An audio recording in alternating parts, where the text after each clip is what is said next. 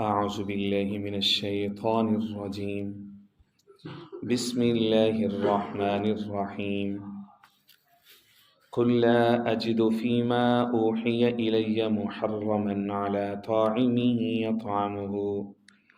إلا أن يكون ميتة أو دما مسفوحا أو لحم خنزير فإنه رجس أو فسقا أهل لغير الله به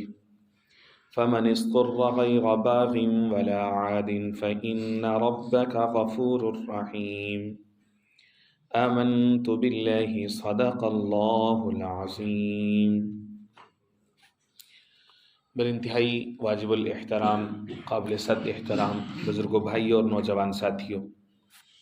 آج کے درس میں قرآن مجید کتاب حکمت کی سورہ نمبر 6 سورۃ الانعام کی ایک آیہ مبارکہ آیہ نمبر 145 شامل ہے، اور اس آیہ سے اس سورہ کے یعنی سورۃ الانعام کے 18ویں رکوع کا آغاز ہو رہا ہے۔ اور اگر ہم مضامین کی بات کریں تو وہی مضمون اس میں کنٹینیو کر رہے ہیں جو کہ گزشتہ درس میں شامل رکوع کے اندر سے اور گزشتہ کئی سارے رکوعات سے چلا آ رہا ہے کہ حلال و حرام کی اتھارٹی صرف اور صرف اللہ جل شانہ کے پاس ہے۔ مشرکین مکہ کے عقائد باطلہ کا رد ہے، اس کا تسلسل ہے کہ انہوں نے خود سے کچھ کھیتیوں کو، کچھ جانوروں کو اپنے لیے حلال کیا ہوا تھا، کچھ کو اپنے لیے حرام کیا ہوا تھا، کچھ کو بتوں کے نام پر چھوڑ دیتے تھے، اس کا استعمال کبھی اپنے لیے کبھی اپنی عورتوں کے لیے ممنوع کر لیتے تھے، تو اس کو سختی کے ساتھ رد کیا گیا۔ اور پھر جو گزشتہ رکوع ہے رکوع نمبر 17 سے اور اب رکوع نمبر 18 سے اب جو ہے وہ حلال اور حرام کی ایک فہرست گنوائی جا رہی ہے۔ گزشتہ درس میں شامل آیہ نمبر 143 اور 144 کے اندر اللہ جل شانہ عمن والہ نے فرمایا کہ وَمِنَ الْأَنْعَامِ حَمُولَةً وَفَرْشًا، جو انعام ہیں یعنی چوپائے ہیں، جانور ہیں، ان کو ہم نے دو انداز میں تقسیم کی ہے، کچھ حمولہ ہیں بار برداری کے کام آتے ہیں، کچھ فرشہ ہیں کہ یعنی کہ جن کو لٹایا جاتا ہے یا جو ذبح کے لیے پیش کیے جاتے ہیں یا جو بار برداری کے کام نہیں آتے۔ فرمایا کہ انعام کچھ تمہارے لیے، انعام کی جو فہرست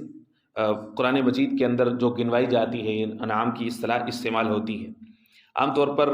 انعام سے مراد جو ہیں وہ ایسے چوپائے ہوتے ہیں جیسا کہ یہاں پر آیہ نمبر 143 کے اندر ہے، ثمانیۃ ازواج، یعنی جوڑے ہیں، 4 جوڑے کون سے ہیں جس میں اونٹ ہے نر اور مادہ، اسی طرح سے جو ہے وہ بقر یعنی گائے نر اور مادہ، اور اسی طرح سے چھوٹے جانوروں میں بھیڑ نر اور مادہ، اور اسی طرح سے ماعز یعنی بکری نر اور مادہ۔ تو عام طور پر انعام کے اندر یہی شامل ہوتے ہیں، لیکن جب اس کے ساتھ بہیمہ کا لفظ یا بہیمہ کی اصطلاح متعارف کروائی جاتی ہے تو اس کے اندر تمام جنگلی، پالتو، غیر پالتو، وحشی، درندہ در سے ہے، فارسی میں کہتے ہیں پھاڑنے کو، یعنی چیرنے پھاڑنے والے، وہ سارے کے سارے پھر اس کے اندر جب بہیمہ کا لفظ آتا ہے تو اس کے اندر سارے شامل ہوتے ہیں۔ جیسے سورۃ المائدہ تھی تو اس کے شروع میں آ گیا احلت لکم بہیمۃ الانعام، کہ تمہارے لیے ان میں سے کچھ جو ہے وہ حلال کیے جا رہے ہیں، تو وہاں پہ بہیمۃ الانعام کی اصطلاح جو ہے وہ استعمال کی گئی۔ اسی طرح سے یہاں پر انعام کی اصطلاح استعمال کی گئی ہے، اور اس کے علاوہ سورہ زمر ہے، سورہ نمبر 39 اس کے آیہ نمبر 9 کے اندر، وہاں پر بھی ہے خلقکم من نفس واحدۃ ثم جعل منها زوجها وانزل لکم من الانعام ثمانیۃ ازواج، کہ 8 طرح کے جوڑے ہیں انعام میں سے، وہ تمہارے لیے حلال کیے گئے ہیں۔ گویا کہ جو ہے وہ اس کے اندر بہیمہ جب آئے گا تو اس میں پالتو غیر پالتو سارے کے سارے شامل ہو جائیں گے، کچھ حلال بھی ہوں گے کچھ حرام بھی ہوں گے، ہرن ہے، جنگلی پاڑا ہے، نیل گائے ہے، گورخر ہے۔ اب یہ جو آج کی آیا ہے آیہ نمبر 145، اس کے اندر جو ہے وہ حرام جو ہے ان کی ایک فہرست دی گئی ہے، اور وہ جو فہرست ہے اس میں 4 چیزیں شامل ہیں۔ ایک ہے میتہ، یعنی سمپلی اس کا ترجمہ مردار ہے۔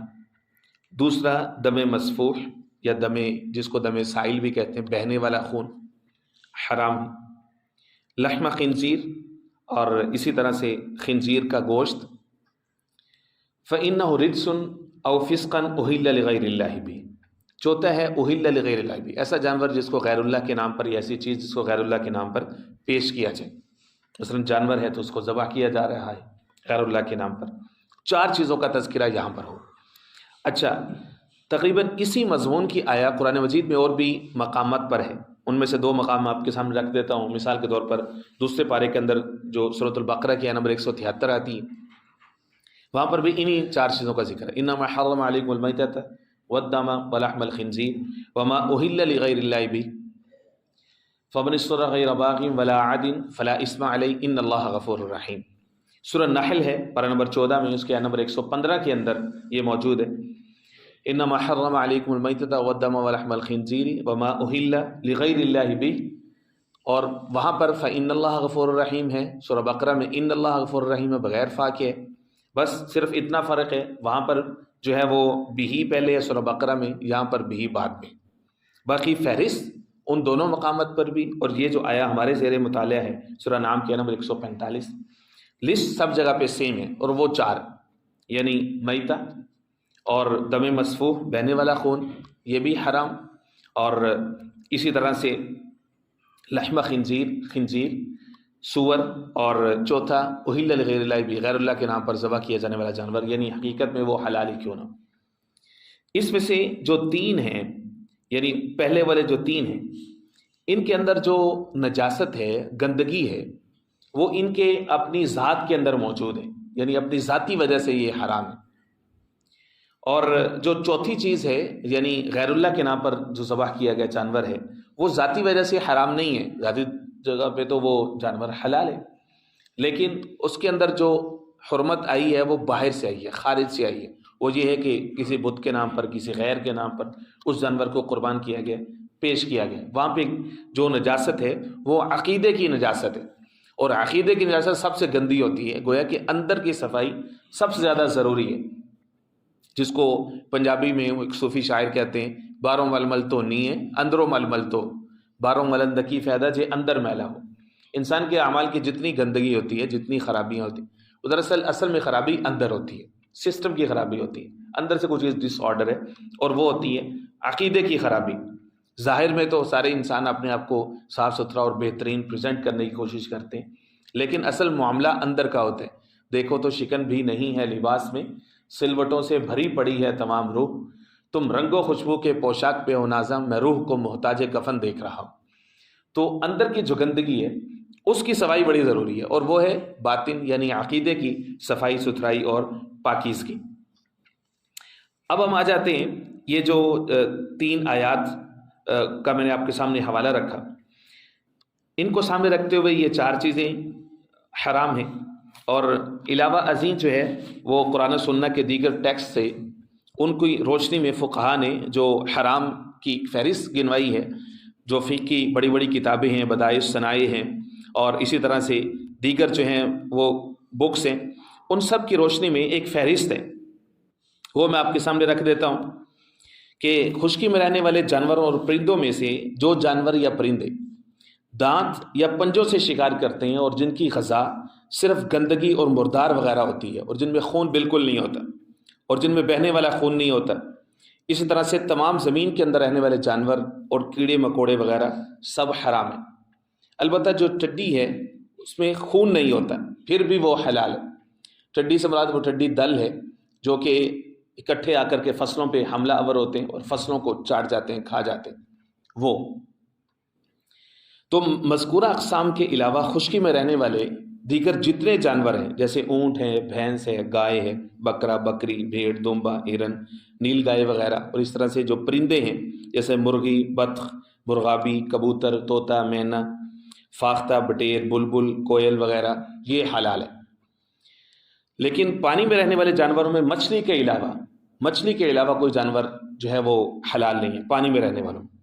اور مچھلیوں میں سے جو مچھلی مر کے طبی موت مر کے خود آ کر کے کنارے پہ آ کے پڑی ہو، تو پانی میں الٹی تیرنے لگے، تو اس کا کھانا بھی جائز نہیں ہے۔ باقی مچھلی جو ہے وہ اگر آپ خود نکالتے ہیں تو ظاہر ہے کہ اس کو ایک تازہ غذا کہا گیا قرآن مجید ہی کے اندر۔ یہی جو ہے وہ اس سے پہلے سورۃ المائدہ گزری ہے، پارہ نمبر 7 کے اندر رب العزت نے فرمایا احل لکم صید البحر وطعامہ متاعا لکم، اس کو سیدھا سیدھا کھانا کہا ہے، طعام کہا ہے۔ اچھا، دانتوں اور پنجوں میں سے جو جانور شکار کرتے ہیں جیسے شیر ہے، چیتا ہے، لومڑی ہے، ریچھ، گیدڑ، بجو، بندر، ہاتھی، بلی، بھیڑیا، اور اسی طرح سے جبڑوں اور پنجوں سے جو شکار کرتے ہیں پرندے جیسے شکرا ہے، باز ہے، گدھ ہے، اور اسی طرح سے جن جانوروں میں خون نہیں ہوتا، بھیڑ ہے، مکھی ہے، مکڑی ہے، بچھو ہے، اور جن جانوروں میں بہنے والا خون نہیں ہوتا، سانپ، چھپکلی، اسی طرح سے گڑگڑ، نیولا، یہ سارے جو ہیں وہ حرام ہیں۔ یہ میں نے آپ کے سامنے ٹوٹل جو ہے وہ ایک فہرست گنوائی۔ اب دیکھیں یہ آیا کیا کہہ رہی ہے، قل لا اجد فیما اوحی الی، آپ یہ فرمائیے لا اجد فیما اوحی، میں نہیں پاتا اس سارے ٹیکسٹ میں، یعنی جو اوحیہ جو میری طرف وحی کیا گیا ہے اس سارے احکام میں، الیہ میری طرف، محرمن حرام نہیں پاتا، علی طاعم کسی بھی کھانے والے پر، یطعمہ جس کو بھی وہ کھا سکتا ہے۔ گویا کہ مشرکین کا چونکہ رد ہو رہا ہے تو اس کانٹیکسٹ میں انداز یہ رکھا گیا کہ بھئی تم خواہ سے اپنے لیے چیزوں کو حرام کر لیتے ہو، تو وہی تو میری طرف نازل ہو رہی ہے، تو میں تو ان سب چیزوں کو اپنے لیے حرام نہیں پاتا۔ ہاں جو حرام ہے میں بتا دیتا ہوں، الا ان یکون میتۃ، مگر یہ کہ وہ میتتن مردار، میتتن مردار ہو۔ اب جو مردار ہے اس کے اندر ہم یہ دیکھیں گے کہ اس کے اندر بھی ایک پوری تفصیل ہے۔ مثال کے طور پر سورہ مائدہ ہم نے پڑھی، سورہ مائدہ کے نمبر 3 کو ریکال کیجیے، وہاں پر مردار کی مختلف شکلیں بیان کی گئی کہ جو طبی موت مر جائے ٹھیک ہے، حرمت علیکم المیتۃ والدم ولحم الخنزیر وما اہل لغیر اللہ بھی، وہاں پر بھی یہ پوری 4 کی فہرست ہے، لیکن اس کے بعد اس میں اضافہ ہے والمنخنقہ والموقوذہ والمتردیہ والنطیحہ، یعنی کوئی جانور دوسرے کی سینگ سے کی ٹکر سے مر جائے، یا کوئی اوپر سے گر کے مر جائے، یا گہری چوٹ سے مر جائے، ایکسیڈنٹ سے مر جائے، یعنی اس کے اندر جو بہنے والا خون ہے وہ بہہ نہیں سکا۔ ہاں اگر اس کی زندگی میں ہی کوئی سانس، کوئی رمق باقی تھی تو آپ نے اس کو ذبح کر لیا اور اس کا بہنے والا خون بہہ گیا اور وہ اس کو گوشت وغیرہ میں سرایت نہیں کر سکا، تو پھر تو وہ حلال ہے۔ لیکن اگر وہ بہہ ہی نہیں سکا اور وہ بیچ میں ہی خشک ہو گیا، تو گہری چوٹ یا گھاؤ وغیرہ سے، اور اس طرح سے گل گھوٹوں کی بھی ایک شکل ہوتی، تو فرمایا یہ سارے میتہ کے اندر، میتہ کے حکم میں آئیں۔ او دم مسفوحہ، یا پھر جو ہے وہ بہنے والا خون، بہنے والا خون جو ہے یہ حرام ہے انسان کے لیے نا، لیکن جو بہنے والا خون نہیں ہے وہ حلال ہے۔ مثال کے طور پر ایک حدیث پاک کے اندر فرمایا احلت لنا الدمان والمیتتان، حضور پاک علیہ الصلوۃ والسلام نے فرمایا کہ ہمارے لیے 2 خون حلال ہیں اور 2 ہی مردار حلال ہیں، 2 میتے حلال ہیں۔ 2 خون کون سے ہیں؟ الطحال والکبد، جگر اور تیلی، یعنی یہ جمے ہوئے خون ہوتے ہیں، یہ حلال ہے۔ اسی طرح سے فرمایا السمک والجراد، یعنی ٹڈی اور مچھلی، ٹڈی دل اور مچھلی، فرمایا کہ یہ دونوں مردار جو ہیں یہ حلال ہیں۔ جو ٹڈی دل ہوتی ہے اس کو صرف دونوں پر توڑنے ہیں، باقی وہ تازہ غذا ہوتی ہے، وہ حلال ہے۔ اسی طرح سے مچھلی ہے، اس کو بھی ذبح نہیں کیا جاتا۔ تو جو میتہ ہے یعنی مردار ہے، حرام ہے، لیکن اس کی کھال سے فائدہ اٹھانا جائز ہے، سوائے اس کے کہ جو خنزیر ہے اس کے کسی بھی بال سے، کھال سے، کسی بھی چیز سے فائدہ اٹھانا جو ہے وہ جائز نہیں ہے، اس کی ہڈیوں سے کسی بھی طرح سے، وہ نجس العین، فقہ کے اندر ایک اصطلاح ہے، وہ نجس العین ہے، اس کی کسی بھی چیز سے جو ہے وہ فائدہ اٹھانا جائز نہیں، چونکہ زمانہ بہت ترقی کر گیا ہے، جدید مشینری ہے، کائنات کی ہر ایک چیز سے جو غیر مسلمز ہیں وہ اس کو نفع بخش اور تجارت کا ذریعہ اس کو بنانے کی کوشش کرتے ہیں۔ پچھلے دنوں ایک تحقیق آئی، اس نے ہلا کے رکھ دی کہ جی خنزیر کی ہڈیوں سے تسبیحیں بنائی جا رہی ہیں چائنا کے اندر، تو اس کے بعد سے جو ہے وہ دل کے اندر ایک عجیب سا دھڑکا پیدا ہو گیا کہ بھئی لوگ باوضو ہو کے بیچارے اتنی محنت جہد کر کے وہ تسبیح پڑھتے، اور تسبیحیں جو ہے وہ خنزیر کی ہڈی سے ہیں، تو بنے گا کیا چیز ہے؟ لیکن فقہاء نے یہی لکھا ہے کہ جب تک اس چیز کے بارے میں آپ کو وضاحت نہ ہو جائے، جب تک، تو تب تک جو ہے وہ اس میں کوئی مسئلہ نہیں ہوتا۔ ظاہر ہے کہ ہم سارے کے اتنا تحقیقی ذہن تو ہے نہیں، البتہ یہ ہے کہ جب بھی انسان کو کسی چیز کے بارے میں کوئی ایسی خبر ملتی ہے تو دل کے اندر ایک عجیب سا دھڑکا اور وہم سا ضرور پیدا ہو جاتا ہے۔ تو اس کے لیے رب العزت نے بہرحال ایک آٹومیٹک طریقہ تو لکھا ہے نا، ہاتھوں کی جو 15 پورے ہیں، تو اس کی شکل تو رب العزت نے لکھی ہے، بنائی ہوئی ہے خود سے۔ خیر، تو دم مسفوح یعنی جو خنزیر ہے اس کے کسی چیز سے استفادہ جائز نہیں ہے، البتہ یہ ہے کہ باقی جو مردار جانور ہے وہ خود حرام ہے، لیکن اس کی کھال سے جو ہے وہ فائدہ اٹھانا جو ہے وہ جائز ہے، اور وہ کئی ساری احادیث سے بھی ثابت ہے۔ ام المومنین غالباً میمونہ رضی اللہ تعالیٰ عنہ کے بارے میں آتا ہے کہ ایک بکری تھی مر گئی، تو حضور پاک صلی اللہ علیہ وسلم کی اطلاع ہوئی تو حضور نے فرمایا کدھر کی؟ فرمایا کہ میں نے اس کو پھینکوا دیے۔ حضور نے فرمایا تو انہیں اس کی کھال سے فائدہ کیوں نہیں اٹھایا؟ چنانچہ انہوں نے کسی کو بھیجا تو وہ کھال سے پھر انہوں نے فردر کوئی چیز وغیرہ جو بھی بنایا کرتے تھے اس زمانے میں اس سے فائدہ اٹھایا۔ یہاں پر اگرچہ لحم خنزیر ہے نا، خنزیر کا گوشت ہے، تو اس کی وجہ سے کئی سارے لوگوں کو دھوکہ ہوا کہ خنزیر کا گوشت ہی جو ہے وہ حرام ہے، باقی اس کی کھال وغیرہ سے فائدہ اٹھانا جائز ہے۔ لیکن قرآن مجید میں دیگر جو آیات ہیں، میں نے آپ کے سامنے باقی وہ سارے مقامات رکھے، تو سب جگہ پہ لحم خنزیر تو نہیں ہے، باقی جگہ پہ صرف خنزیر ہے مطلقاً، تو اس سے فقہا کا یہی اجماع ہے کہ بھائی اس کی کسی چیز سے فائدہ اٹھانا جائز نہیں۔ فَإِنَّهُ رِجْسٌ، فرمایا کہ وہ رجس ہے، رجس کہتے ہیں نجس العین کو، گندگی ہی گندگی، او فسقاً، یا پھر وہ فسق ہے۔ فسق کا تعلق جو ہے وہ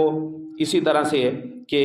مطلب بمانا نافرمانی کے، سخت گناہ کے، یا جس کو گناہ کبیرہ کہیں گے۔ احل لغیر اللہ بھی، اور فرمایا کہ چوتھی چیز یہ ہے کہ جس کو پیش کیا گیا ہے غیر اللہ کے نام پر، فمن اضطر غیر باغ ولا عاد، اور جس کو مجبور کیا گیا، جو مجبور ہو گیا، غیر باغ، لیکن وہ بغاوت کرنے والا نہ ہو، یعنی دل میں خوش ہو کر کے اس کو کھانے والا نہ ہو، ولا عاد، اور نہ ہی حد سے بڑھنے والا ہو، یعنی صرف اتنا اس کو کنزیوم کرے جس سے اس کے جسم اور روح کا رشتہ جو ہے وہ برقرار رہ سکتے ہیں۔ اگر کوئی شخص اتنا مجبور ہے تو اس صورت میں فقہا نے دو اصطلاحات متعارف کروائی ہیں، ایک ہے عزیمت، ایک ہے رخصت، یعنی حرام کے بغیر چارہ نہیں ہے، تو عزیمت تو یہ ہے کہ جان چاہتی ہے تو جائے، ٹھیک ہے، لیکن یہ ہے کہ حرام کی طرف نہ جائے۔ رخصت اللہ رب العزت نے، رخصت تو حالت مجبوری میں کلمہ کفر کہنے کی بھی اجازت دی اللہ رب العزت نے۔ اللہ رب العزت ایسے فتنے سے ہم سب کی حفاظت فرمائے، ہماری اولادوں کی، ہماری نسلوں کی حفاظت فرمائے۔ قرآن مجید نے 15ویں پارے کے اندر یہ فرمایا، الا من کفر باللہ من بعد ایمانہ، جس شخص نے کلمہ کفر کہہ دیا بعد اس کے کہ وہ ایمان لے آیا تھا، الا قلب مطمئن بالایمان، ہاں یہ کہ اس کا دل مطمئن ہے ایمان کے اوپر، تو فرمایا کہ کوئی حرج نہیں، اللہ رب العزت اس کو معاف فرما دیں گے۔ ہاں شرح صدرہ، لیکن جس کا کفر کے اوپر شرح صدر ہو گیا اور اس نے پورے اطمینان کے ساتھ کلمہ کفر کہا تو اب ظاہر ہے کہ وہ کافر ہو جائے۔ تو مجبوری میں کئی ساری چیزوں کی اس طرح سے اجازت ہو جاتی ہے، لیکن مجبوری کے لیے ایک اصول فقہا نے متعارف کروایا، وہ ہے الضرورت یتقدر بقدر الضرورہ، ضرورت میں وہ چیز جو جائز کی گئی ہے وہ ضرورت کے بقدر ہی اس کا یوٹیلائزیشن ہوگا۔ ہمارے یہاں کئی سارے فتاوی جات مارکیٹ میں گردش کر رہے ہوتے ہیں کہ جی فلاں جگہ کا فتویٰ آ گیا، یہ چیز بھی جائز ہے، فلاں جگہ کا فتویٰ آ گیا، یہ بزنس، یہ ٹریڈ بھی جائز ہے، یہ ٹریڈ بھی جائز ہے، آن لائن میں یہ بھی جائز ہے، تو ہر چیز کے لیے کوئی نہ کوئی فتویٰ آ جاتا ہے۔ ارے بھائی فتویٰ جو ہے، فتویٰ اور ہوتا ہے، تقویٰ اور ہوتا ہے، تو تقویٰ پر عمل کرو اللہ کی بندو، فتویٰ تو سہولت کے لیے ہے، تو جو اللہ والے ہیں وہ تو ہمیشہ تقویٰ کی طرف جاتے ہیں، وہ تو فتویٰ کی طرف آتی نہیں۔ عوام الناس کا مسئلہ یہ ہے کہ ایک چیز کا فتویٰ بس مل جائے، سہولت کہیں سے کوئی مل جائے ضرورت کی، پھر اس کو دب کے اس کو انجوائے کرنا، اس کو یوز کرنا چنگا ٹکا کے۔ مثال کے طور پر ایک مثال سامنے رکھ دیتا ہوں آپ کے، قسطوں کا جو کاروبار ہے، قسطوں والا معاملہ، اصل میں اس کی ظاہری شکل تو سود کی ہے، ظاہری شکل اس کی سود کی ہے، فقہا نے اس کو صرف بقدر ضرورت اجازت دی ہے کہ بھئی کئی جدید زمانے میں کئی ساری ضروریات وہ فنڈامنٹل ہو چکی ہیں، گھر کی نیسیسٹیز میں باقاعدہ طور پر وہ شامل ہو چکی ہیں، تو اس لیے اگر کوئی شخص ان کو اکٹھی پیمنٹ نہیں کر سکتا تو اس کی اجازت دی گئی ہے، لیکن اس میں شرط یہ رکھ دی گئی کہ بھائی پھر جو ایک دفعہ طے ہوگی پھر وہ اتنی ہی ہوگی، چاہے ایک مہینے کے بعد وہ کہے کہ ساری پیمنٹ میں لوٹا رہا ہوں، مجھے کچھ پیسے کم کرے گا تو سود ہو جائے گا۔ اب فقہا نے کئی ساری شرائط کی اجازت دی، اب ہم نے تو اس کو جناب کاروبار بنا لی، 5 گاڑیاں قسطوں پہ لے کے گراجوں میں کھڑی کر لی، ہر سہولیات زندگی ہم نے جو ہے وہ اس پہ لینی شروع کر۔ بھائی اللہ کے بندے، اصل اس کی سود ہے، خدا را اس سے جو ہے وہ بچنے کی کوشش کرے۔ عوام الناس میں یہ شعور ہی ختم ہو گئی، قسطوں کو ٹوٹلی حلال کاروبار سمجھ لیا گیا، تو اس کی بنیاد یہاں سے شروع ہوئی تھی۔ فرمایا کہ جو شخص مجبوری میں یہ کر لے، غیر باغین، پہلی شرط یہ ہے کہ باغی نہ ہو، سرکش نہ ہو، اپنا حق سمجھ کے اس کو نہ کھائے حرام کو، ولا عادن، اور حد سے نہ بڑھے، یعنی بہت زیادہ نہ کنزیوم کرے۔ فإن ربک غفور رحیم، بس بے شک تیرا رب بخشنے والا، رحم کرنے والا۔ وما علینا الا البلاغ۔ بسم اللہ الرحمن الرحیم، اللهم صل على سید الخلق محمد وآلہ وصحبہ وبارک وسلم تسلیما کثیرا کثیرا۔ اللهم نور قلوبنا بالقرآن وزین اخلاقنا بالقرآن وادخلنا الجنة بالقرآن ونجنا من النار بالقرآن، یا رحیم یا رحمن یا رحیم یا رحیم۔ اللهم انصر اخواننا فی غزہ اللهم انصر إخواننا في فلسطين، اللهم اشف مرضانا ومرضى المسلمين، اللهم اشف مرضانا ومرضى أمراء المسلمين وحكام المسلمين. صلی اللہ تعالی علی خیر خلقہ محمد وآلہ وأصحابہ اجمعین. جی